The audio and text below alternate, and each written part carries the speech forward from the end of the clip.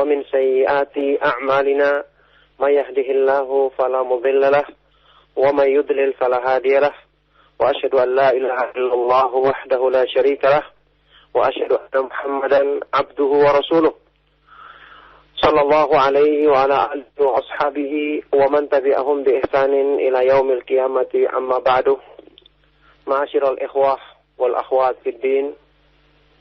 Para pendengar sekalian, kaum muslimin rahimakumullah. Alhamdulillah, kembali kita bersyukur kepada Allah Subhanahu wa taala atas semua limpahan nikmat-Nya. Kita bersyukur karena kita baru saja melewati hari-hari yang penuh dengan kemuliaan dan keberkahan di bulan Ramadan.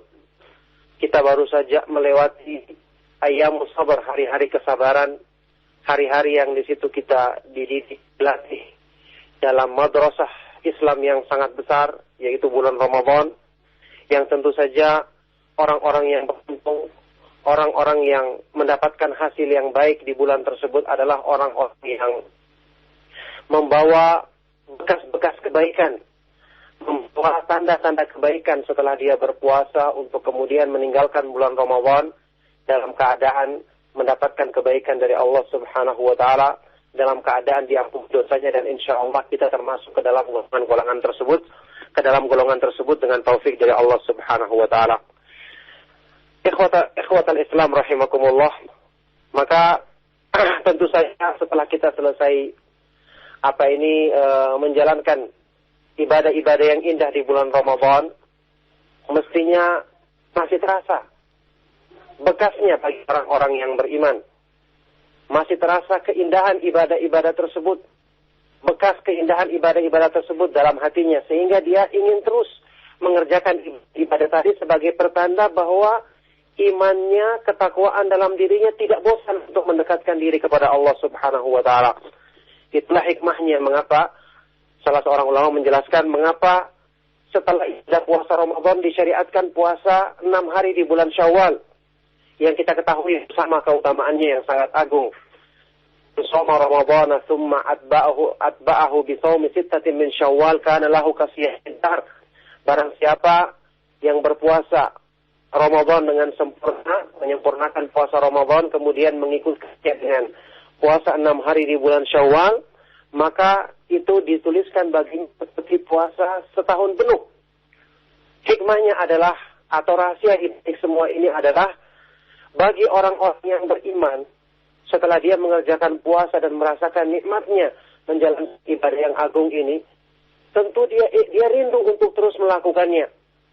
Maka Allah mensyariatkan puasa di bulan Syawal untuk memuaskan dahaganya orang-orang yang beriman yang ingin terus melaksanakan ibadah puasa. Maka mereka-mereka yang imannya terbukti benar, pertanda benarnya keimanan seorang adalah ketika dia bersemangat melaksanakan puasa di bulan Syawal ini maupun puasa-puasa sunnah selanjutnya, sebagai bukti bahwa dia tidak merasa jenuh beribadah kepada Allah, sebagai pertanda bahwa dia tidak merasa bosan untuk terus mendekatkan diri kepada Allah Subhanahu wa taala, sebagai bukti bahwa jiwanya, keimanannya, hatinya merasakan ketenangan ketika mendekatkan diri kepada Allah. Ala bidzikrillah tatmainnul qulub. Ketahuilah dengan berzikir kepada Allah, dengan menyebut nama Allah, maka hati orang yang beriman akan tenang. Inilah tanda dan inilah hikmah disyariatkannya puasa yang agung ini. Maka oleh karena itu, ini sekedar peringat sebelum kita mulai kajian Asmaul Husna ya. Sekedar mengingatkan bahwa alhamdulillah kita keluar dari bulan Ramadan yang kita rasakan manfaatnya. Ibadah-ibadah yang tadinya berat, alhamdulillah kita biasakan ternyata menjadi nikmat. Maka tentu saja tidak kita ingin hilang bekas-bekasnya tersebut setelah berakhirnya bulan Ramadan. Kita masih hidup, kita masih menginginkan rahmat Allah. Kita bukan cuma butuh rahmat Allah di bulan Ramadan saja. Tidak seperti sebagian orang yang hanya semangat di bulan Ramadan, kemudian berakhir Ramadan maka berakhir pula ibadahnya. Ini adalah orang-orang yang ibadah tidak membekas dalam hati. Orang-orang yang melaksanakan ibadah cuma terpaksa, sehingga setelah selesai Ramadan seolah-olah bebannya selesai. Ramadan seolah-olah merupakan pekerjaan berat yang harus dilaksanakannya. Maka setelah selesai, maka seolah-olah dia beristirahat. Jelas ini bukan sifatnya orang-orang yang beriman. Kita tahu bersama Para ulama salaf sangat mencela orang-orang yang demikian. Salah seorang di antara mereka mengatakan, bi'sal qaum la ya'rifuna Allah illa fi Ramadan. Mereka adalah orang-orang yang buruk karena mereka tidak mengenal Allah kecuali di bulan Ramadan saja. Maka kita tetap membutuhkan rahmat Allah, membutuhkan kasih sayangnya sampai di akhir hayat kita. Harusnya apa yang telah terbiasa kita lakukan di bulan Ramadan, kita jaga untuk kita bawa terus-menerus dalam kehidupan kita. Karena tetapi amalan soleh sudah kita ketahui adalah sebab, termasuk sebab utama untuk istiqomah. Menetapi amalan-amalan ketaatan, amalan-amalan sunnah, puasa, membaca Al-Quran, berzikir kepada Allah, salat-salat sunnah, apalagi salat malam. Ini adalah sebab besar untuk memudahkan kita istiqomah di atas iman ketika menghadap Allah Subhanahu wa taala nantinya. Sebagaimana Imam Al-Qatadah Ibnu Di'amah As-Sadusi, imam ahli yang terkenal dan ahli hadis yang terkenal dari kalangan tabi'in, sewaktu menafsirkan firman Allah Subhanahu wa taala, "Yuthabbitullahu alladhina amanu bil qawli tsabit fil hayatid dunya wa fil akhirah." Allah akan meneguhkan hatinya orang-orang yang beriman dengan ucapan yang teguh dalam kehidupan di dunia dan di akhirat. Dengan ucapan yang kokoh, beliau mengatakan, "Ammal hayat dunya, amma fil hayatid dunya, fayuthabbituhumullahu bil khairi bil amalis saleh." Adapun dalam kehidupan di dunia, maka Allah akan meneguh orang yang beriman dengan kebaikan dan amalan soleh yang ditetapinya. Oleh karena itu, kalaupun setelah Ramadan, amal-amal besar yang kita lakukan tidak bisa sebanyak waktu Ramadan, karena semangat kita jelas beda, minimal ada bekasnya meskipun sedikit. Sabda Nabi SAW yang terkenal, "Ahabbul a'mali ilallahi adwamuha wa in qalla." Amal yang paling disukai oleh Allah Subhanahu wa taala adalah yang paling kontinu dilakukan, yang paling terus-menerus dilakukan meskipun sedikit. Maka setelah di bulan Ramadan kita terbiasa melaksanakan qiyamul lail, salat malam, salat tarawih 11 rakaat atau lebih misalnya 11 rakaat, maka setelah selesai minimal kita pertahankan salat witir kita. Kalau tidak mampu 11 rakaat maka 3 rakaat atau bahkan mungkin 1 rakaat.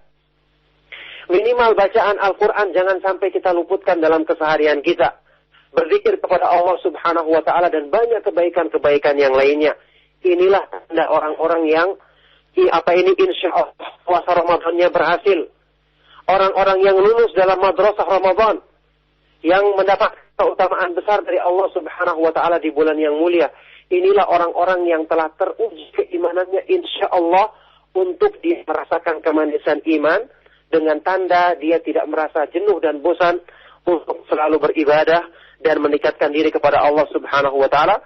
Semoga Allah Subhanahu wa taala mudah-mudahan kita termasuk ke dalam golongan orang-orang yang mendapatkan rahmat dan karunia-Nya serta kedudukan yang mulia dalam agamanya dan kebaikan-kebaikan dalam hal yang berhubungan dengan keimanan dan ketakwaan katanya. Ma'asyiral ikhwah fid din rahimakumullah. Kita akan memasuki lanjutan kajian kita membahas kitab Fikih Asma'il Husna, membahas tentang nama dan sifat-sifat Allah serta faedah-faedah agung yang dikandung padanya. Alhamdulillah sudah beberapa contoh dari nama-nama Allah yang kita sebutkan, yang tentu saja saya berharap karena buku ini atau penjelasan ini saya tidak urutkan ya secara berurutan dari awal sampai akhir. Saya menyebutkan beberapa contoh saja. Saya berharap kita bisa masing-masing kita bisa menyempurnakannya, melanjutkannya dengan dasar yang sudah kami jelaskan. Kita kembangkan sendiri, kita baca sendiri, karena tentu saja konsekuensi orang yang beriman dan ingin menyempurnakan imannya, apalagi dalam bab ilmu yang sangat agung, ilmu tentang nama-nama dan sifat-sifat Allah Subhanahu wa taala, akan terus menuntut untuk dia sempurna dalam memahami ilmu yang agung ini. Jiwanya akan terus mendorong dia untuk benar-benar meminta atau menuntut dia agar terus mempelajari hal ini. Tidak cukup cuma dengan mendengarkan kajian sekali atau 2 kali. Dia harus berusaha membaca. Dia harus berusaha bertanya jika ada kesulitan atau masalah yang belum difahaminya. Dia harus berusaha untuk benar-benar menghilangkan dahaga dalam dirinya. Karena dahaga yang terbesar dalam hati manusia, apa ini kekosongan jiwa yang paling besar dalam diri manusia adalah kalau dia tidak mengenal Allah Subhanahu wa taala. Maka ini adalah tuntutan jiwa yang paling besar. Bagaimana mungkin seseorang bisa hidup tenang, bisa bahagia dalam kehidupannya. Sumber kebahagiaan yang paling utama ini belum diselesaikannya, belum dituntaskan untuk difahami dalam dirinya, belum disempurnakan ilmu pengetahuan tentang masalah ini dalam hatinya. Oleh karena itu mestinya orang yang sudah mengenal kesamaan ilmu ini, telah diberikan petunjuk oleh Allah untuk bisa memahaminya, maka dia mesti akan mencari. Jiwanya mesti akan menuntutnya. Karena tidak ada ketenangan yang hakiki di hati manusia. Tidak ada kebahagiaan yang sejati bagi diri manusia kalau dia tidak mengenal secara sempurna, secara baik, pemahaman tentang ilmu nama-nama dan sifat Allah Subhanahu wa Ta'ala yang merupakan ilmu yang paling agung dalam Islam ini. Nah, maka oleh karena itu, alhamdulillah, pada kesempatan pagi hari ini kita akan membahas lagi satu nama Allah Subhanahu wa Ta'ala yang disebutkan dalam ayat-ayat Al-Quran maupun hadis-hadis Nabi SAW, yaitu nama Allah Subhanahu wa Ta'ala Al-Haq, Al-Mubin. Al-Haq dan namanya Al-Mubin. Al-Haq artinya yang maha benar, yang maha hak. Al-Mubin artinya yang maha menjelaskan. Yang maha menjelaskan. Yang maha jelas urusannya, yang maha menjelaskan kepada hamba-hambanya. Al-Haq, Al-Mubin. Kedua nama ini digandengkan dalam ayat Allah Subhanahu wa Ta'ala, dalam sebuah firman Allah Subhanahu wa Ta'ala, dalam firman-Nya,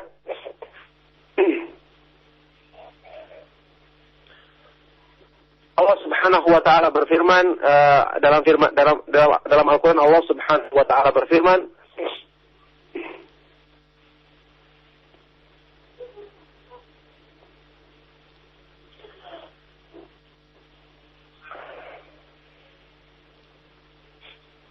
dalam surah An-Nur ayat 25, Allah Subhanahu wa Ta'ala berfirman, "Yauma idzi yuwaffihimullahu dinahumul haqq." Yauma idzi yuwaffihimullahu dinahumul haqq wa ya'lamuna anna Allaha huwal haqqul mubin. Pada hari itu, pada hari kiamat, Allah Subhanahu wa Ta'ala akan menyempurnakan bagi mereka balasan yang benar. Bagi setiap manusia balasan untuk masing-masingnya secara adil dan benar. Wa ya'lamun, dan pada hari itulah manusia akan mengetahui bahwasanya Allah Subhanahu wa Ta'ala dialah Al-Haq, Al-Mubin. Dialah yang maha benar dan maha jelas urusannya dan maha menjelaskan kepada manusia. Ini penyebutan kedua nama Allah Subhanahu wa Ta'ala tersebut. Kemudian dalam ayat-ayat yang lain yang menyebutkan secara tersendiri nama Allah Subhanahu wa Ta'ala Al-Haq, juga ini jelas disebutkan dalam banyak ayat Al-Quran ya. Paling tidak ada sekitar 10 tempat Allah menjelaskan namanya Al-Haq, yang maha benar. Misalnya dalam firman Allah Subhanahu wa Ta'ala surat Al-Hajj ayat ke-62, "Dzalika bi anna Allah huwal haq wa anna ma yad'una min dunihi huwal batil, anna Allah huwal aliyyul kabir." Yang demikian itu dikarenakan bahwasanya Allah Subhanahu wa Ta'ala dialah Al-Haq, dialah sembahan yang maha benar. Dialah yang maha benar, dan bahwasanya apa-apa yang mereka seru, sembahan yang mereka seru selain Allah, itu adalah kebatilan, kekeliruan, bahwasanya Allah Subhanahu wa Ta'ala adalah yang maha tinggi lagi maha besar. Dalam surat Al-Mu'minun ayat ke-16 Allah berfirman, "Fata'ala Allahul Malikul Haq, la ilaha illa huwa rabbul arsyil karim." Maka maha tinggi Allah Subhanahu wa Ta'ala Al-Malik, yang maha menguasai, Al-Haq, yang maha benar, sembahan yang benar. Tidak ada sembahan yang benar kecuali Dia yang memiliki arsy yang agung. Inilah dalil-dalil dari ayat-ayat Al-Quran yang menyebutkan nama Allah Subhanahu wa Ta'ala Al-Haq. Maka Allah Subhanahu wa Ta'ala adalah Al-Haq, maha benar. Maha benar dalam dalam namanya, sifat-sifatnya, dalam hak kepadanya semata-mata dalam hubungannya, dalam ulu-uluiannya, dan dalam semua agamanya, apa-apa yang diberitakannya. Inilah makna Al-Haq dalam nama Allah Subhanahu wa Ta'ala. Jadi Al-Haq artinya adalah alladzi la syakka fihi wa la raib. Zat yang tidak ada keraguan dan kebimbangan padanya. Tidak ada keraguan dan kebimbangan padanya. Baik fi dzatihi dalam zatnya. La fi dzatihi wala fi asma'ihi wa sifatihi. Tidak dalam zatnya. Tidak dalam nama-nama dan sifat-sifatnya. La fi uluhiyatihi. Tidak dalam sifat uluhiyahnya. Hak untuk diibadahi semata-mata. Fahuwal ma'budu bihaqqin la ma'buda bihaqqin siwah. Maka dia adalah sembahan yang benar satu-satunya. Tidak ada yang sembahan yang benar kecuali dia. Fahuwa tabaraka wa ta'ala haqqun wa asma'uhu wa sifatuhu haqqun wa af'aluhu wa aqwaluhu haqqun wa dinuhu wa syar'uhu haqqun wa akhbaruhu kulluha haqqun wa wa'duhu haqqun wa liqa'uhu haqq. Maka dia Allah subhanahu wa ta'ala adalah maha benar. Nama-nama dan sifat-sifat maha benar. Perbuatan dan ucapan maha benar. Agama dan syariatnya benar. Semua segala sesuatu yang diceritakannya benar, janji dan ancamannya benar, pertemuan dengannya benar, balasan yang disediakan untuk hamba-hambanya benar, dan semuanya benar. Ini kita, mungkin kalau ada di antara kita yang ingat, dalam salah satu doa yang diucapkan oleh Nabi Shallallahu Alaihi Wasallam, doa iftitah yang diucapkan oleh Nabi Shallallahu Alaihi Wasallam di dalam salat malam ya.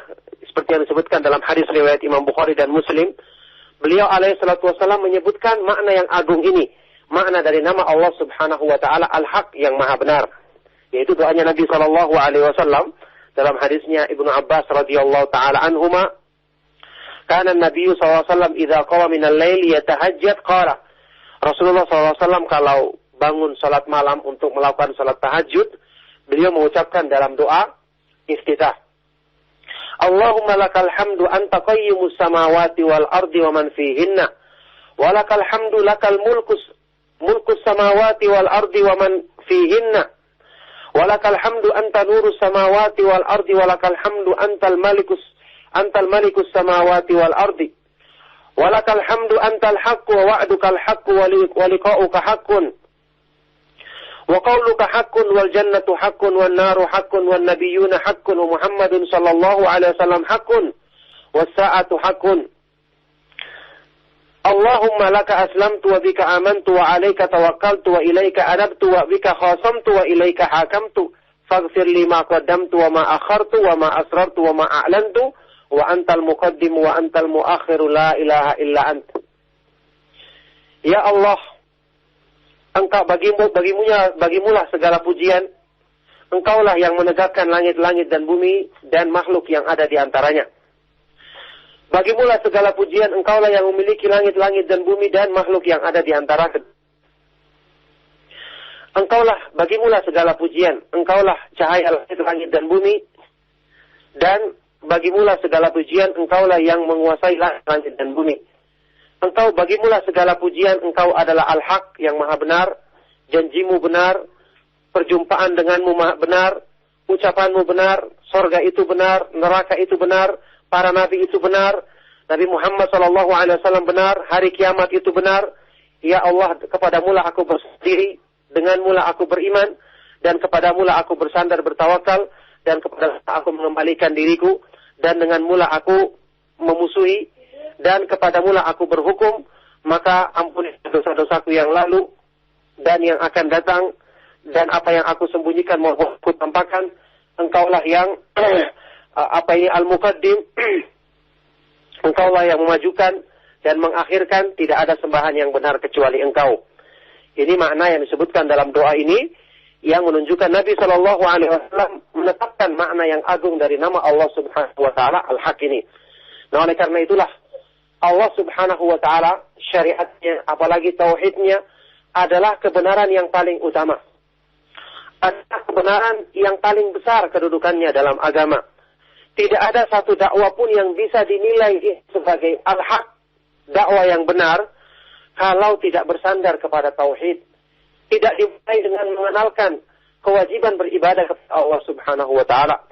Tidak akan dikatakan sebagai dakwah yang hak kalau tidak memprioritaskan upaya untuk mengenal keindahan nama Allah dan kesempurnaan sifat-sifatnya.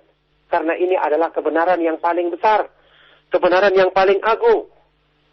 Kemudian masalah yang berhubungan dengan keimanan-keimanan yang lainnya, ini merupakan perkara-perkara akidah, merupakan kebenaran yang harusnya dijadikan patokan dalam menilai baik tidaknya sebuah dakwah yang disampaikan oleh manusia.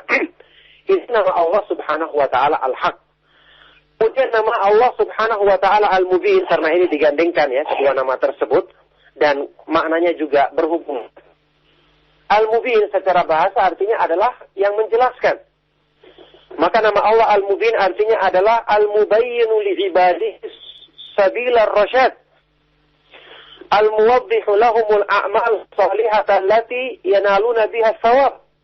Wal a'mal as-sayyi'ata allati yanaluna 'alaiha al-iqab. Artinya adalah yang menjelaskan kepada hamba-hambanya jalan petunjuk. Menjelaskan dengan gamblang amal-amal kebaikan untuk meraih keutamaan dan pahala darinya.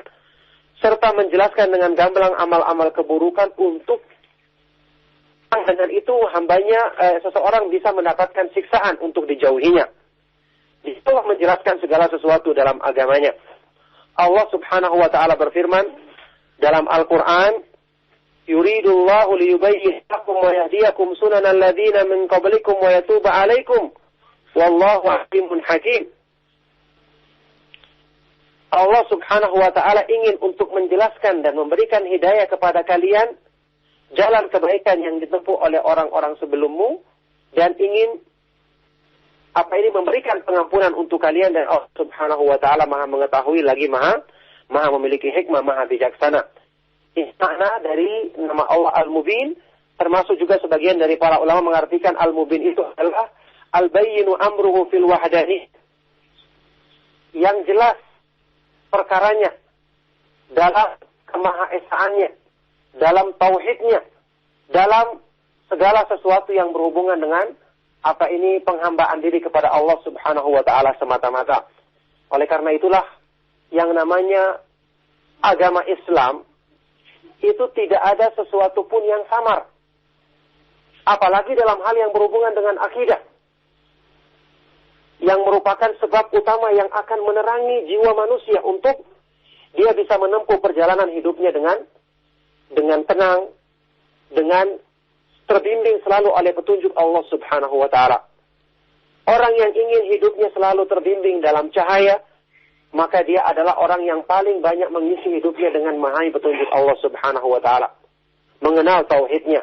Maka disinilah perlu kita perhatikan, kalau ada kebimbangan, ada ketidakjelasan dalam diri kita, berarti itu menunjukkan ada sebagian dari hati kita yang masih tertutupi dengan kegelapan, yang perlu segera kita cerahkan dengan pemahaman agama, mengenal tauhid, mengenal nama-nama dan sifat-sifat Allah Subhanahu wa taala.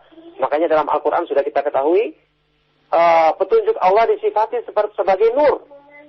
Aw man kana maitan fa ahyainahu wa ja'alna wa min sayyiati a'malina may yahdihillahu fala mudilla lahu wa may yudlil fala hadiya lahu wa asyhadu an la ilaha illallah wahdahu la syarika lahu wa asyhadu anna Muhammadan abduhu wa rasuluh sallallahu alaihi wa ala alihi wa ashabihi wa man tabi'ahum bi ihsanin ila yaumil qiyamati amma ba'du.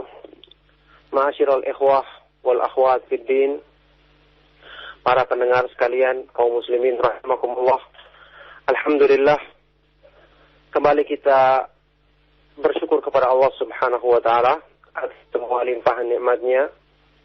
Kita bersyukur karena kita baru saja wa min sayyiati a'malina may yahdihillahu fala mudilla lahu wa may yudlil fala hadiya lahu wa asyhadu an la ilaha illallah wahdahu la syarika lahu wa asyhadu anna Muhammadan abduhu wa rasuluh sallallahu alaihi wa ala alihi wa ashabihi wa man tabi'ahum bi ihsanin ila yaumil qiyamati amma ba'du. Ma'asyiral ikhwah wal akhwat fid din, para pendengar sekalian kaum muslimin rahimakumullah. Alhamdulillah, kembali kita bersyukur kepada Allah Subhanahu wa taala atas semua limpahan nikmat-Nya. Kita bersyukur karena kita baru saja melewati hari-hari yang penuh dengan kemuliaan dan keberkahan di bulan Ramadan. Kita baru saja melewati ayyamus sabar, hari-hari kesabaran, hari-hari yang di situ kita dididik, dilatih dalam madrasah Islam yang sangat besar, yaitu bulan Ramadan, yang tentu saja orang-orang yang beruntung, orang-orang yang mendapatkan hasil yang baik di bulan tersebut adalah orang-orang yang membawa bekas-bekas kebaikan, membawa tanda-tanda kebaikan setelah dia berpuasa untuk kemudian meninggalkan bulan Ramadan dalam keadaan mendapatkan kebaikan dari Allah Subhanahu wa taala, dalam keadaan diampuni dosanya, dan insya Allah kita termasuk ke dalam golongan tersebut dengan taufik dari Allah Subhanahu wa taala. Ikhwatal Islam rahimakumullah. Maka tentu saja setelah kita selesai menjalankan ibadah-ibadah yang indah di bulan Ramadan, mestinya masih terasa bekasnya bagi orang-orang yang beriman.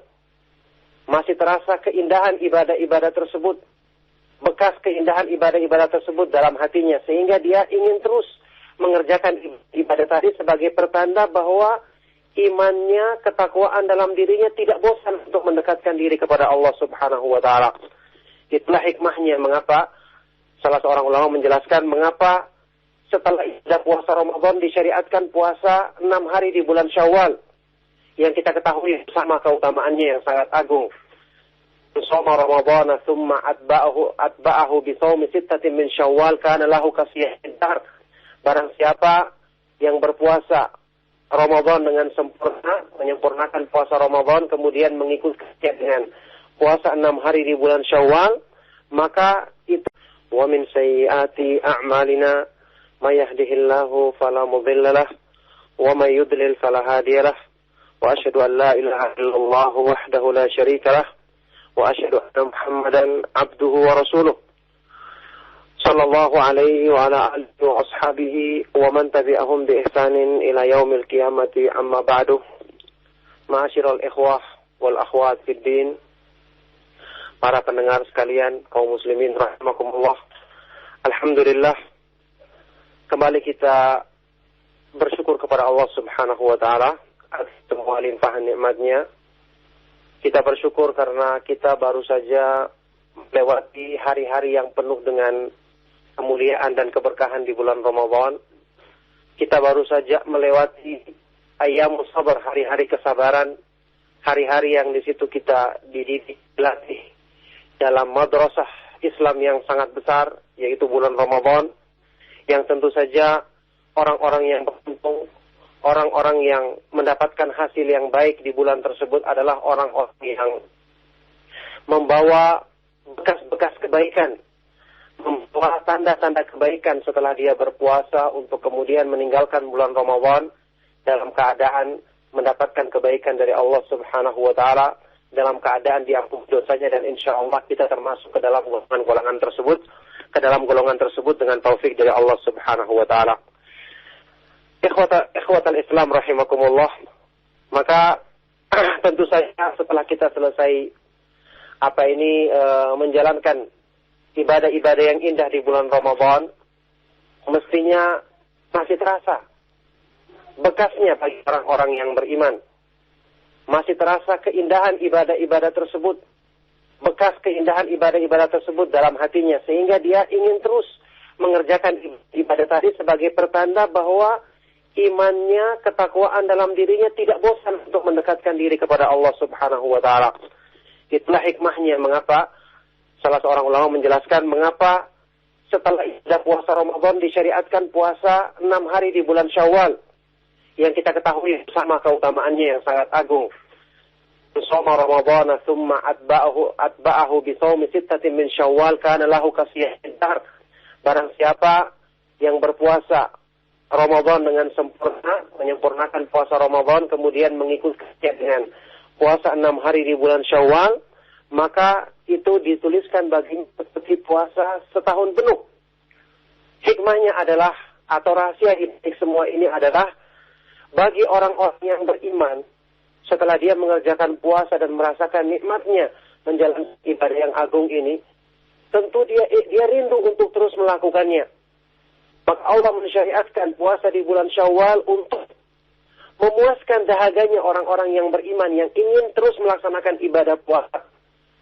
Maka mereka-mereka yang imannya terbukti benar, pertanda benarnya keimanan seorang adalah ketika dia bersemangat melaksanakan puasa di bulan Syawal ini maupun puasa-puasa sunnah selanjutnya sebagai bukti bahwa dia tidak merasa jenuh beribadah kepada Allah. Sebagai pertanda bahwa dia tidak merasa bosan untuk terus mendekatkan diri kepada Allah Subhanahu wa taala, sebagai bukti bahwa jiwanya, keimanannya, hatinya merasakan ketenangan ketika mendekatkan diri kepada Allah. Ala bizikrillah tatmainnul qulub. Ketahuilah dengan berzikir kepada Allah, dengan menyebut nama Allah, maka hati orang yang beriman akan tenang. Inilah tanda dan inilah hikmah disyariatkannya puasa yang agung ini. Maka oleh karena itu, ini sekedar peringat sebelum kita mulai kajian Asmaul Husna ya. Sekedar mengingatkan bahwa alhamdulillah kita keluar dari bulan Ramadan yang kita rasakan manfaatnya. Ibadah-ibadah yang tadinya berat, alhamdulillah kita biasakan ternyata menjadi nikmat. Maka tentu saja tidak kita ingin hilang bekas-bekasnya tersebut setelah berakhirnya bulan Ramadan. Kita masih hidup. Kita masih menginginkan rahmat Allah. Kita bukan cuma butuh rahmat Allah di bulan Ramadan saja. Tidak seperti sebagian orang yang hanya semangat di bulan Ramadan, kemudian berakhir Ramadan maka berakhir pula ibadahnya. Ini adalah wa min sayyiati a'malina may yahdihillahu fala mudilla lahu wa may yudlil fala hadiya lahu. Wa asyhadu an la ilaha illallah wahdahu la syarika lahu wa asyhadu anna Muhammadan abduhu wa rasuluh. Sallallahu alaihi wa ala alihi wa ashabihi wa man tabi'ahum bi ihsanin ila yaumil qiyamati amma ba'du. Ma'asyiral ikhwah wal akhwat fid din. Para pendengar sekalian, kaum muslimin rahimakumullah. Alhamdulillah, kembali kita bersyukur kepada Allah Subhanahu wa taala atas semua limpahan nikmat-Nya. Kita bersyukur karena kita baru saja melewati hari-hari yang penuh dengan kemuliaan dan keberkahan di bulan Ramadan. Kita baru saja melewati ayyamus sabar, hari-hari kesabaran, hari-hari yang di situ kita dididik, dilatih dalam madrasah Islam yang sangat besar, yaitu bulan Ramadan, yang tentu saja orang-orang yang beruntung, orang-orang yang mendapatkan hasil yang baik di bulan tersebut adalah orang-orang yang membawa bekas-bekas kebaikan, membawa tanda-tanda kebaikan setelah dia berpuasa untuk kemudian meninggalkan bulan Ramadan dalam keadaan mendapatkan kebaikan dari Allah Subhanahu wa taala, dalam keadaan diampuni dosanya, dan insya Allah kita termasuk ke dalam golongan tersebut dengan taufik dari Allah Subhanahu wa taala. Ikhwatal Islam rahimakumullah. Maka tentu saja setelah kita selesai menjalankan ibadah-ibadah yang indah di bulan Ramadan, mestinya masih terasa bekasnya bagi orang-orang yang beriman. Masih terasa keindahan ibadah-ibadah tersebut, bekas keindahan ibadah-ibadah tersebut dalam hatinya, sehingga dia ingin terus mengerjakan ibadah tadi sebagai pertanda bahwa imannya, ketakwaan dalam dirinya tidak bosan untuk mendekatkan diri kepada Allah Subhanahu wa taala. Itulah hikmahnya mengapa salah seorang ulama menjelaskan mengapa setelah ibadah puasa Ramadan disyariatkan puasa 6 hari di bulan Syawal, yang kita ketahui sama keutamaannya yang sangat agung. Shoma Ramadhana thumma atba'ahu bi shaumi sittatin min Syawal kana lahu kasiyahid dahr. Barang siapa yang berpuasa Ramadan dengan sempurna, menyempurnakan puasa Ramadan, kemudian mengikutinya dengan puasa 6 hari di bulan Syawal, maka itu dituliskan baginya seperti puasa setahun penuh. Hikmahnya adalah, atau rahasia hidup semua ini adalah, bagi orang-orang yang beriman, setelah dia mengerjakan puasa dan merasakan nikmatnya menjalankan ibadah yang agung ini, tentu dia rindu untuk terus melakukannya. Maka Allah mensyariatkan puasa di bulan Syawal untuk memuaskan dahaganya orang-orang yang beriman yang ingin terus melaksanakan ibadah puasa. Maka mereka-mereka yang imannya terbukti benar, pertanda benarnya keimanan seorang adalah ketika dia bersemangat melaksanakan puasa di bulan Syawal ini maupun puasa-puasa sunnah selanjutnya sebagai bukti bahwa dia tidak merasa jenuh beribadah kepada Allah. Sebagai pertanda bahwa dia tidak merasa bosan untuk terus mendekatkan diri kepada Allah Subhanahu wa taala, sebagai bukti bahwa jiwanya, keimanannya, hatinya merasakan ketentraman dan ketenangan ketika mendekatkan diri kepada Allah. Ala bidzikrillahi tatmainnul qulub. Ketahuilah dengan berzikir kepada Allah, dengan menyebut nama Allah, maka hati orang yang beriman akan tenang. Inilah tanda dan inilah hikmah disyariatkannya puasa yang agung ini. Maka oleh karena itu, ini sekedar peringat sebelum kita mulai kajian Asmaul Husna ya. Sekedar mengingatkan bahwa alhamdulillah kita keluar dari bulan Ramadan yang kita rasakan manfaatnya. Ibadah-ibadah yang tadinya berat, alhamdulillah kita biasakan ternyata menjadi nikmat. Maka tentu saja tidak kita ingin hilang bekas-bekasnya tersebut setelah berakhirnya bulan Ramadan. Wa min sayyiati a'malina may yahdihillahu fala mudilla lahu wa may yudlil. Wa min sayyiati a'malina may yahdihillahu fala mudilla lahu wa may yudlil fala hadiya lahu. Wa asyhadu an la ilaha illallah wahdahu la syarika lahu wa asyhadu anna Muhammadan abduhu wa rasuluh. Sallallahu alaihi wa ala alihi wa ashabihi wa man tabi'ahum bi ihsanin ila yaumil qiyamati, amma ba'du. Ma'asyiral ikhwah wal akhwat fid din. Para pendengar sekalian, kaum muslimin rahimakumullah. Alhamdulillah, kembali kita bersyukur kepada Allah Subhanahu wa taala atas semua limpahan nikmat-Nya. Kita bersyukur karena kita baru saja melewati hari-hari yang penuh dengan kemuliaan dan keberkahan di bulan Ramadan. Kita baru saja melewati ayyamus sabar, hari-hari kesabaran, hari-hari yang di situ kita dididik, dilatih dalam madrasah Islam yang sangat besar, yaitu bulan Ramadan, yang tentu saja orang-orang yang beruntung, orang-orang yang mendapatkan hasil yang baik di bulan tersebut adalah orang-orang yang membawa bekas-bekas kebaikan, membawa tanda-tanda kebaikan setelah dia berpuasa untuk kemudian meninggalkan bulan Ramadan dalam keadaan mendapatkan kebaikan dari Allah Subhanahu wa taala, dalam keadaan diampuni dosanya, dan insya Allah kita termasuk ke dalam golongan tersebut dengan taufik dari Allah Subhanahu wa taala. Ikhwatal Islam rahimakumullah. Maka tentu saja setelah kita selesai menjalankan ibadah-ibadah yang indah di bulan Ramadan, mestinya masih terasa bekasnya bagi orang-orang yang beriman.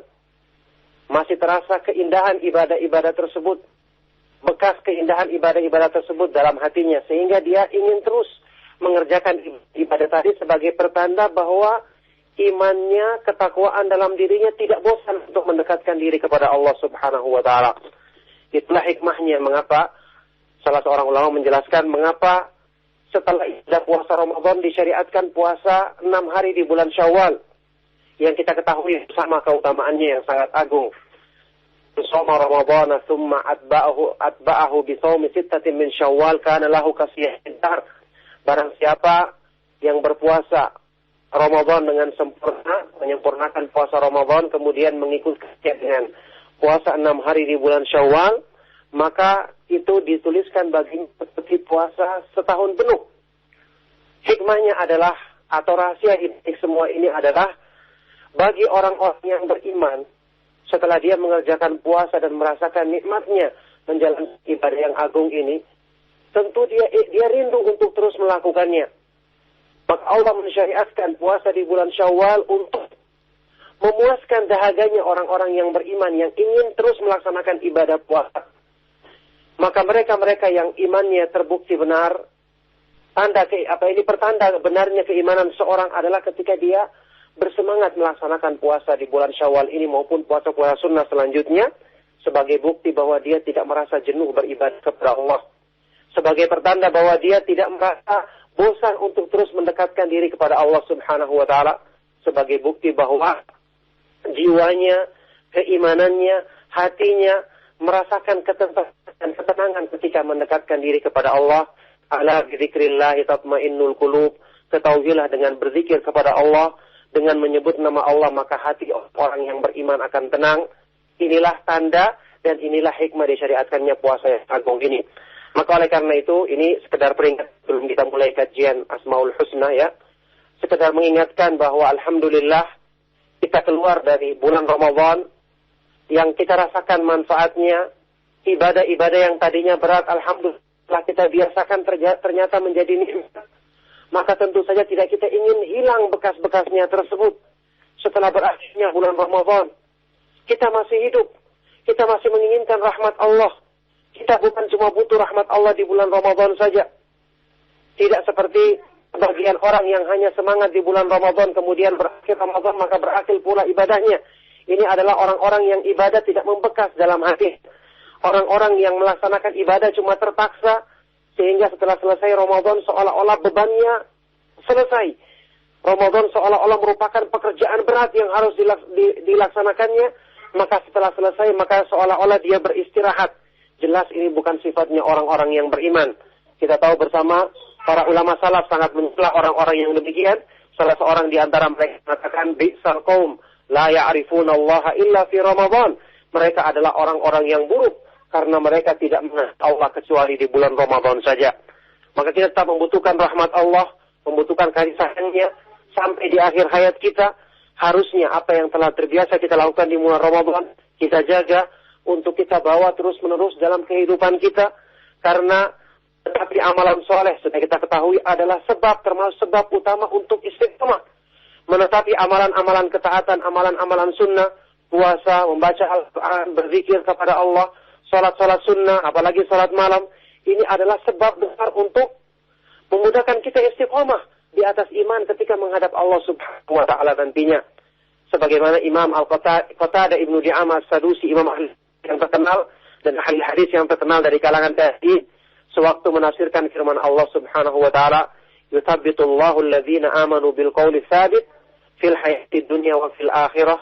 Allah akan meneguhkan hatinya orang-orang yang beriman dengan ucapan yang teguh dalam kehidupan di dunia dan di akhirat. Dengan ucapan yang kokoh, beliau mengatakan, amma fil hayatid dunya fayuthabbituhumullahu bil khairi wal amali shalih. Adapun dalam kehidupan di dunia, maka Allah akan meneguh orang yang beriman dengan kebaikan dan amalan soleh yang ditetapinya. Oleh karena itu, kalaupun setelah Ramadan amal-amal besar yang kita lakukan tidak bisa sebanyak waktu Ramadan, karena semangat kita jelas beda, minimal ada bekasnya meskipun sedikit. Sabda Nabi SAW yang terkenal, ahabbul a'mali ilallahi adwamuha wa in qalla. Amal yang paling disukai oleh Allah Subhanahu wa taala adalah yang paling kontinu dilakukan, yang paling terus-menerus dilakukan meskipun sedikit. Maka setelah di bulan Ramadan kita terbiasa melaksanakan qiyamul lail, salat malam, salat tarawih 11 rakaat atau lebih misalnya 11 rakaat, maka setelah selesai minimal kita pertahankan salat witir kita. Kalau tidak mampu 11 rakaat maka 3 rakaat atau bahkan mungkin 1 rakaat. Minimal bacaan Al-Quran jangan sampai kita luputkan dalam keseharian kita. Berzikir kepada Allah Subhanahu wa taala dan banyak kebaikan-kebaikan yang lainnya. Inilah tanda orang-orang yang insya Allah puasa Ramadannya berhasil. Orang-orang yang lulus dalam madrasah Ramadan, yang mendapat keutamaan besar dari Allah Subhanahu wa taala di bulan yang mulia. Inilah orang-orang yang telah teruji keimanannya insya Allah untuk dia merasakan kemanisan iman, dengan tanda dia tidak merasa jenuh dan bosan untuk selalu beribadah dan meningkatkan diri kepada Allah Subhanahu wa taala. Semoga Allah Subhanahu wa taala mudah-mudahan kita termasuk ke dalam golongan orang-orang yang mendapatkan rahmat dan karunia-Nya serta kedudukan yang mulia dalam agamanya dan kebaikan-kebaikan dalam hal yang berhubungan dengan keimanan dan ketakwaan katanya. Ma'asyiral ikhwah fiddin rahimakumullah, kita akan memasuki lanjutan kajian kita membahas kitab Fiqh al-Asma'il Husna, membahas tentang nama dan sifat-sifat Allah serta faedah-faedah agung yang dikandung padanya. Alhamdulillah sudah beberapa contoh dari nama-nama Allah yang kita sebutkan, yang tentu saja saya berharap karena buku ini atau penjelasan ini saya tidak urutkan ya secara berurutan dari awal sampai akhir. Saya menyebutkan beberapa contoh saja. Saya berharap kita bisa masing-masing kita bisa menyempurnakannya, melanjutkannya dengan dasar yang sudah kami jelaskan. Kita kembangkan sendiri, kita baca sendiri, karena tentu saja konsekuensi orang yang beriman dan ingin menyempurnakan imannya, apalagi dalam bab ilmu yang sangat agung, ilmu tentang nama-nama dan sifat-sifat Allah Subhanahu wa Ta'ala, hati akan terus menuntut untuk dia sempurna dalam memahami ilmu yang agung ini. Jiwanya akan terus mendorong dia untuk benar-benar meminta atau menuntut dia agar terus mempelajari hal ini. Tidak cukup cuma dengan mendengarkan kajian sekali atau dua kali. Dia harus berusaha membaca. Dia harus berusaha bertanya jika ada kesulitan atau masalah yang belum difahaminya. Dia harus berusaha untuk benar-benar menghilangkan dahaga dalam dirinya. Karena dahaga yang terbesar dalam hati manusia, apa ini kekosongan jiwa yang paling besar dalam diri manusia adalah kalau dia tidak mengenal Allah Subhanahu wa Ta'ala.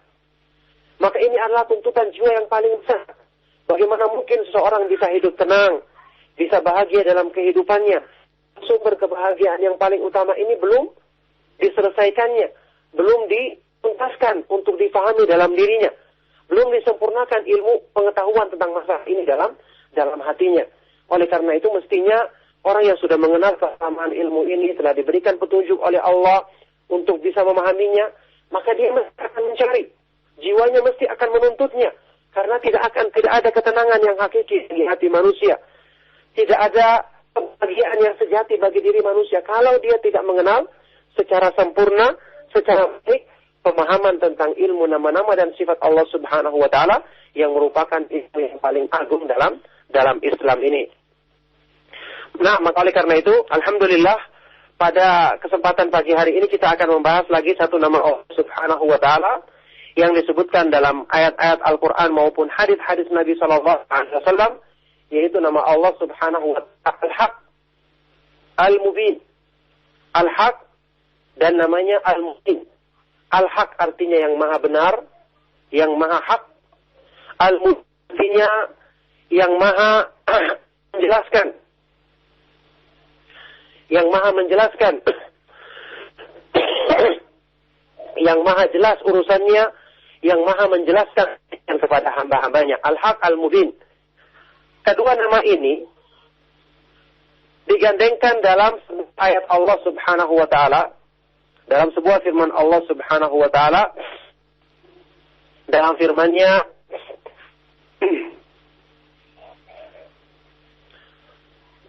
Allah Subhanahu wa Ta'ala berfirman dalam Al-Quran, Allah Subhanahu wa Ta'ala berfirman,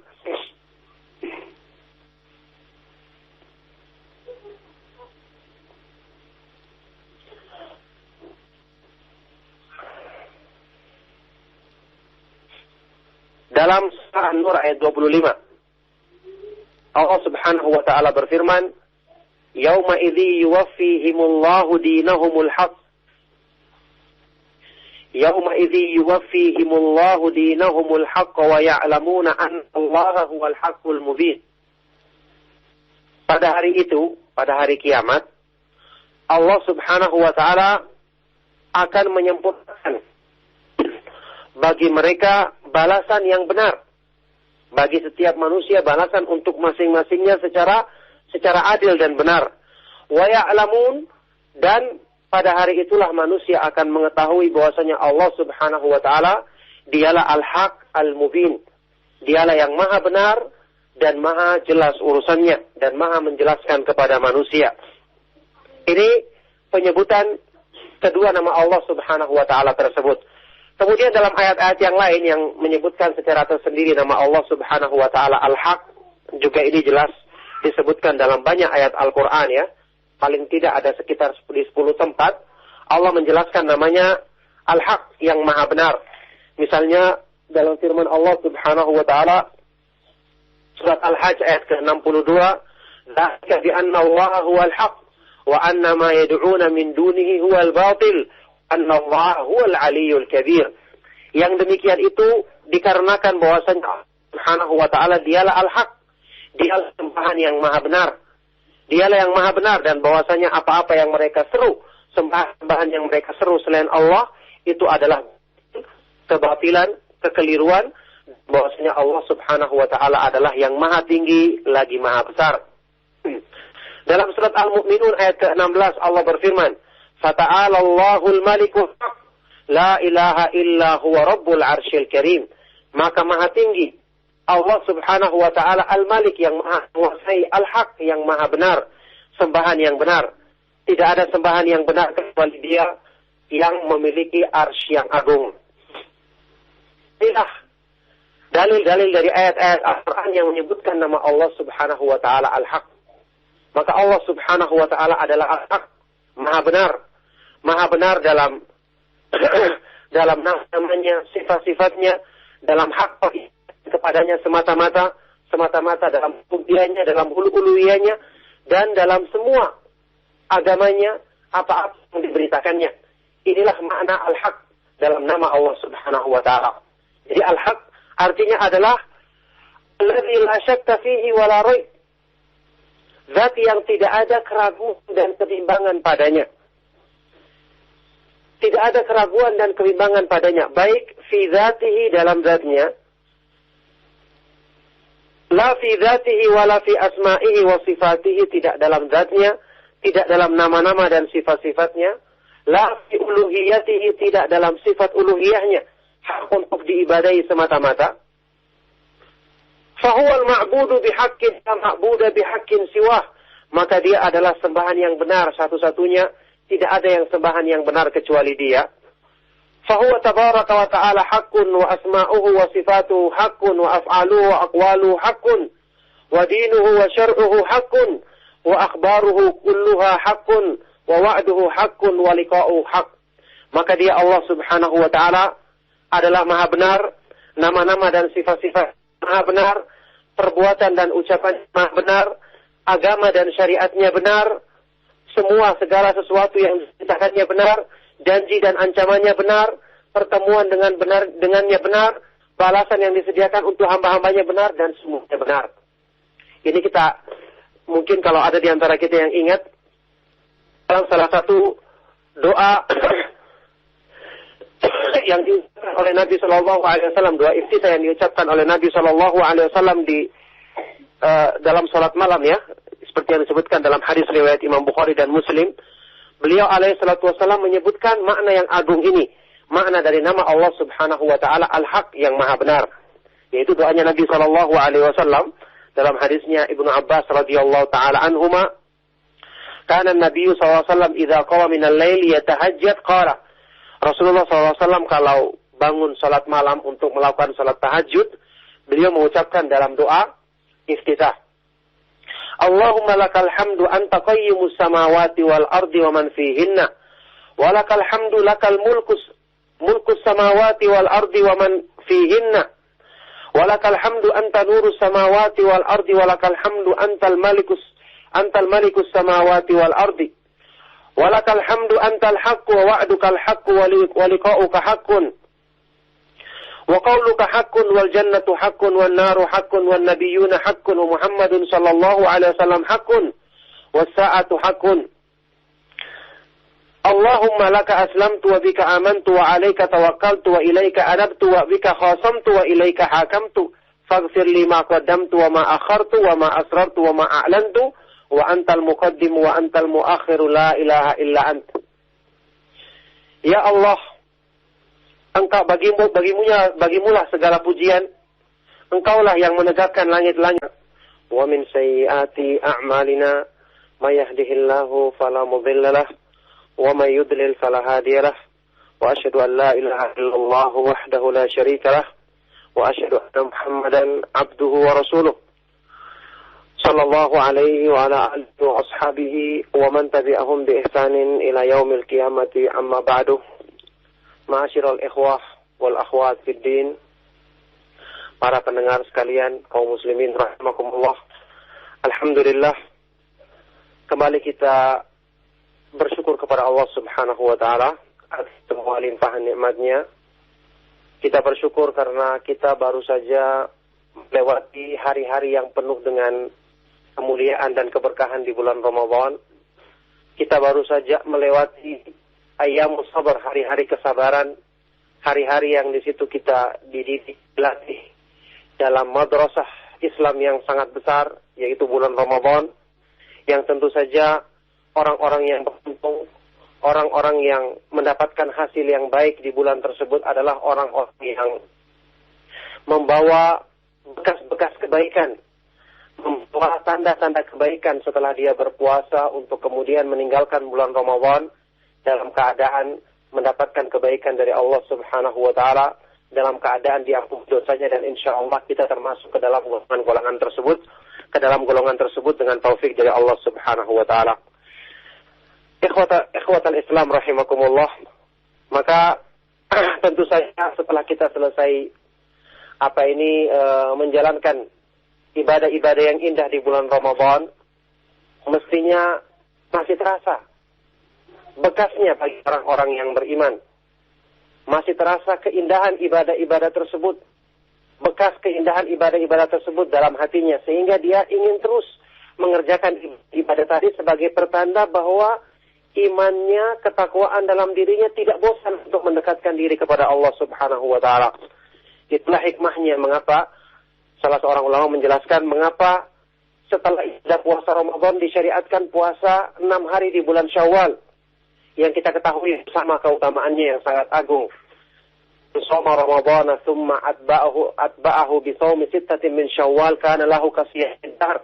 Barang siapa yang berpuasa Ramadan dengan sempurna, menyempurnakan puasa Ramadan, kemudian mengikutinya dengan puasa 6 hari di bulan Syawal, maka itu dituliskan baginya seperti puasa setahun penuh. Hikmahnya adalah, atau rahasia di semua ini adalah, bagi orang-orang yang beriman, setelah dia mengerjakan puasa dan merasakan nikmatnya menjalankan ibadah yang agung ini, tentu dia rindu untuk terus melakukannya. Maka Allah mensyariatkan puasa di bulan Syawal untuk memuaskan dahaganya orang-orang yang beriman yang ingin terus melaksanakan ibadah puasa. Maka mereka-mereka yang imannya terbukti benar, pertanda benarnya keimanan seorang adalah ketika dia bersemangat melaksanakan puasa di bulan Syawal ini maupun puasa-puasa sunnah selanjutnya, sebagai bukti bahwa dia tidak merasa jenuh beribadah kepada Allah, sebagai pertanda bahwa dia tidak merasa bosan untuk terus mendekatkan diri kepada Allah Subhanahu wa taala, sebagai bukti bahwa jiwanya, keimanannya, hatinya merasakan ketenangan ketika mendekatkan diri kepada Allah. Ala bizikrillahi tatmainnul qulub.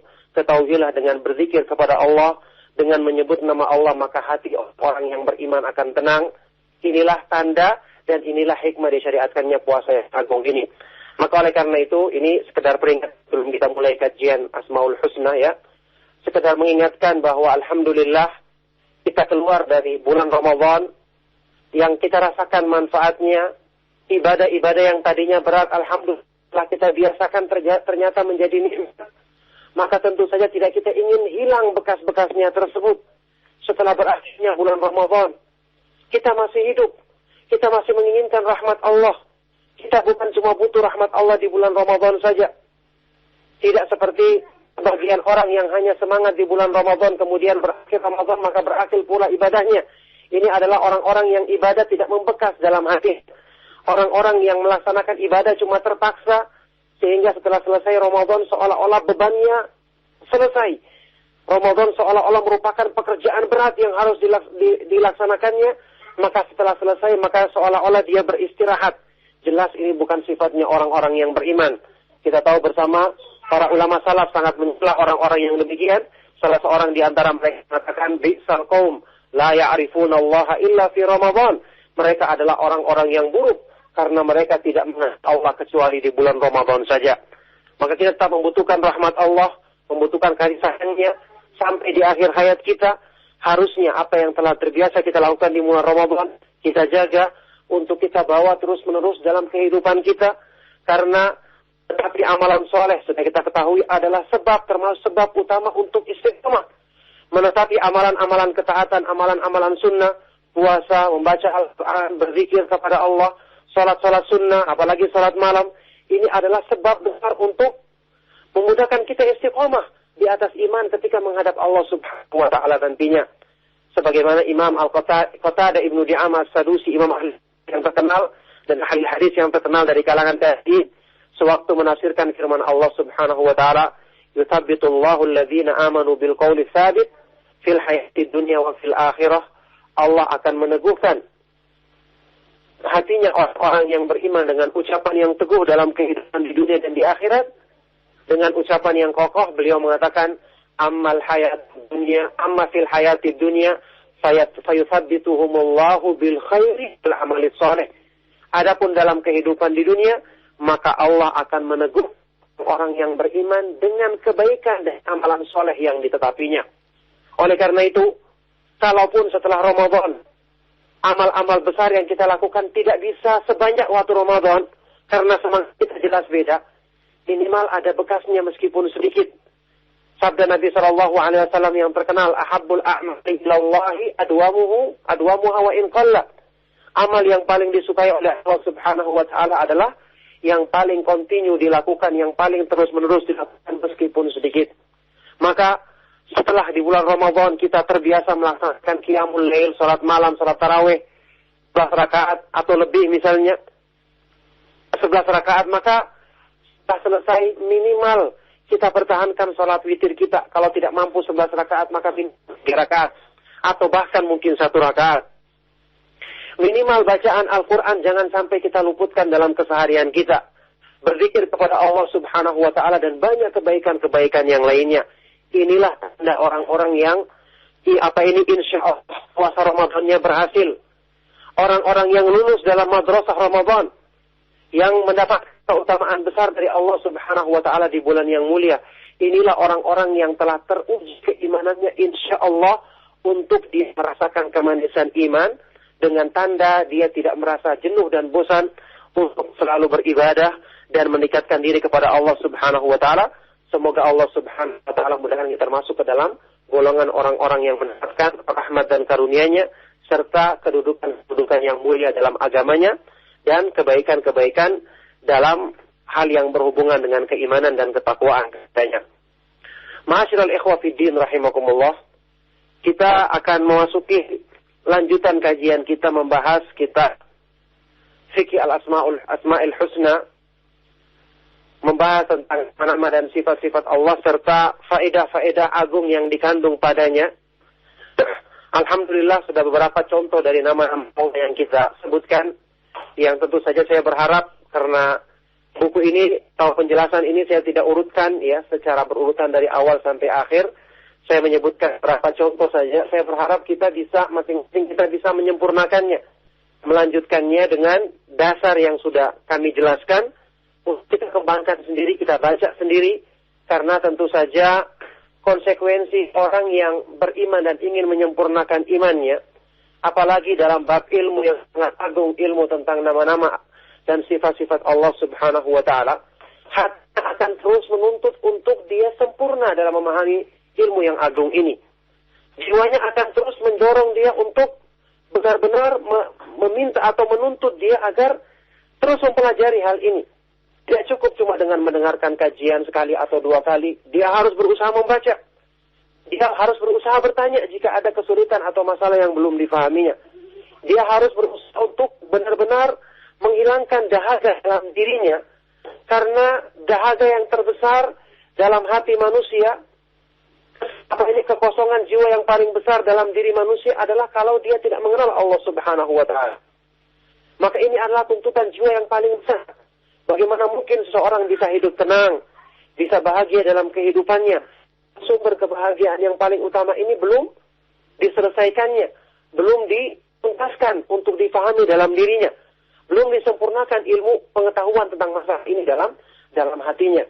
Oleh karena itu mestinya orang yang sudah mengenal keutamaan ilmu ini, telah diberikan petunjuk oleh Allah untuk bisa memahaminya, maka dia mesti akan mencari. Jiwanya mesti akan menuntutnya. Karena tidak ada ketenangan yang hakiki di hati manusia. Tidak ada kebahagiaan yang sejati bagi diri manusia kalau dia tidak mengenal secara sempurna, secara baik, pemahaman tentang ilmu nama-nama dan sifat Allah Subhanahu wa ta'ala yang merupakan ilmu yang paling agung dalam Islam ini. Nah, maka oleh karena itu, alhamdulillah, pada kesempatan pagi hari ini kita akan membahas lagi satu nama Allah Subhanahu wa ta'ala yang disebutkan dalam ayat-ayat Al-Quran maupun hadis-hadis Nabi SAW, yaitu nama Allah Subhanahu wa ta'ala Al-Haq, Al-Mubin. Al-Haq dan namanya Al-Mubin. Al-Haq artinya yang maha benar, yang maha hak. Al-Mubin artinya yang maha menjelaskan. Yang maha menjelaskan.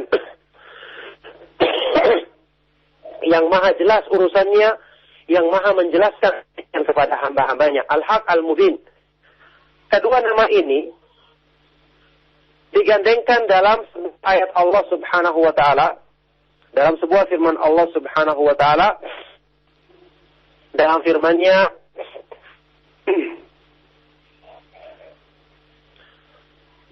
Allah Subhanahu wa taala berfirman dalam Al-Qur'an, Allah Subhanahu wa taala berfirman,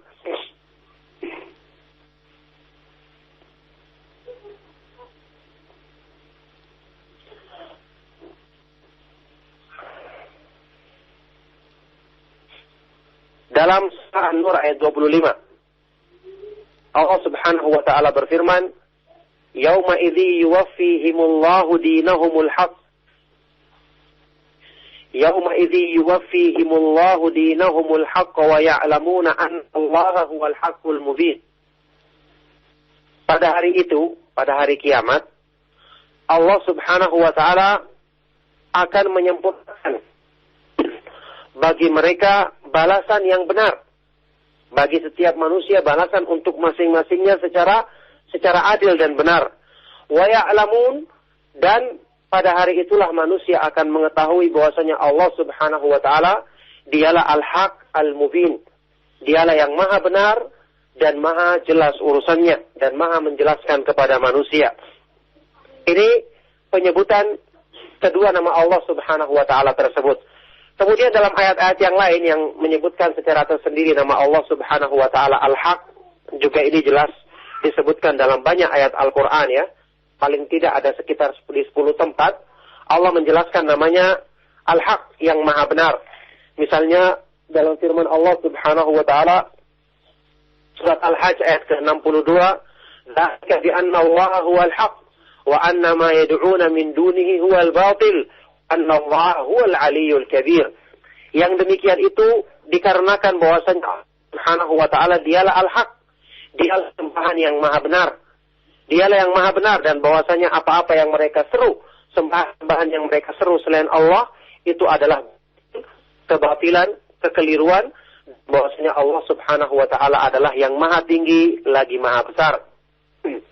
Dalam surat Al-Mu'minun ayat ke-16 Allah berfirman, "Fata'ala Allahul Malikul Haq, la ilaha illa huwa Rabbul Arsyil Karim." Maka maha tinggi Allah Subhanahu wa taala Al-Malik yang maha menguasai, Al-Haq yang maha benar, sembahan yang benar. Tidak ada sembahan yang benar kecuali Dia yang memiliki arsy yang agung. Inilah dalil-dalil dari ayat-ayat Al-Quran yang menyebutkan nama Allah Subhanahu wa taala Al-Haq. Maka Allah Subhanahu wa taala adalah Al-Haq, maha benar. Maha benar dalam dalam namanya, sifat-sifatnya, dalam hak kepadanya semata-mata dalam uluhiyahnya, dalam uluhiyahnya, dan dalam semua agamanya, apa-apa yang diberitakannya. Inilah makna Al-Haq dalam nama Allah Subhanahu wa taala. Jadi Al-Haq artinya adalah alladzi la syakka fihi wa la raib. Zat yang tidak ada keraguan dan kebimbangan padanya. Tidak ada keraguan dan kebimbangan padanya, baik fi dzatihi, dalam zatnya, la fi dzatihi wa la fi asma'ihi wa sifatihi, tidak dalam zatnya, tidak dalam nama-nama dan sifat-sifatnya, la fi uluhiyatihi, tidak dalam sifat uluhiyahnya, hak untuk diibadahi semata-mata. Fahuwal ma'budu bihaqqin la ma'buda bihaqqin siwah, maka Dia adalah sembahan yang benar satu-satunya, tidak ada yang sembahan yang benar kecuali Dia. Fahuwa tabaraka wa ta'ala haqqun wa asma'uhu wa sifatuhu haqqun wa af'aluhu wa aqwaluhu haqqun wa dinuhu wa syar'uhu haqqun wa akhbaruhu kulluha haqqun wa wa'duhu haqqun wa liqa'uhu haqq. Maka Dia Allah Subhanahu wa ta'ala adalah maha benar, nama-nama dan sifat-sifat maha benar, perbuatan dan ucapan maha benar, agama dan syariatnya benar, semua segala sesuatu yang diceritakannya benar, janji dan ancamannya benar, pertemuan dengannya benar, balasan yang disediakan untuk hamba-hambanya benar dan semuanya benar. Ini kita, mungkin kalau ada di antara kita yang ingat, dalam salah satu doa yang diucapkan oleh Nabi Shallallahu Alaihi Wasallam, doa iftitah yang diucapkan oleh Nabi Shallallahu Alaihi Wasallam di dalam salat malam ya, seperti yang disebutkan dalam hadis riwayat Imam Bukhari dan Muslim, beliau alaihi salatu wasallam menyebutkan makna yang agung ini, makna dari nama Allah Subhanahu Wa Taala Al-Haq yang Maha Benar, yaitu doanya Nabi Shallallahu Alaihi Wasallam dalam hadisnya Ibnu Abbas radhiyallahu taala anhuma, kana Nabi sallallahu alaihi wasallam idza qama min al-lail yatahajjad qala, Rasulullah SAW kalau bangun salat malam untuk melakukan salat tahajud, beliau mengucapkan dalam doa iftitah, Allahumma lakal hamdu anta qayyimus samawati wal ardi wa man fihinna, wa lakal hamdu lakal mulkus samawati wal ardi wa man fihinna, wa lakal hamdu anta nurus samawati wal ardi, wa lakal hamdu antal malikus samawati wal ardi, walakal hamdu antal haqqu wa wa'dukal haqqu wa liqa'uka haqqun wa qawluka haqqun wal jannatu haqqun wan naru haqqun wan nabiyyuna haqqun wa Muhammadun sallallahu alaihi wasallam haqqun was sa'atu haqqun. Allahumma laka aslamtu wa bika amantu wa alayka tawakkaltu wa ilayka anabtu wa bika khasamtu wa ilayka hakamtu faghfir li ma qaddamtu wa ma akhartu wa ma asrartu wa ma a'lantu wa antal muqaddim wa antal muakhiru la ilaha illa ant. Ya Allah, Engkau bagimulah segala pujian,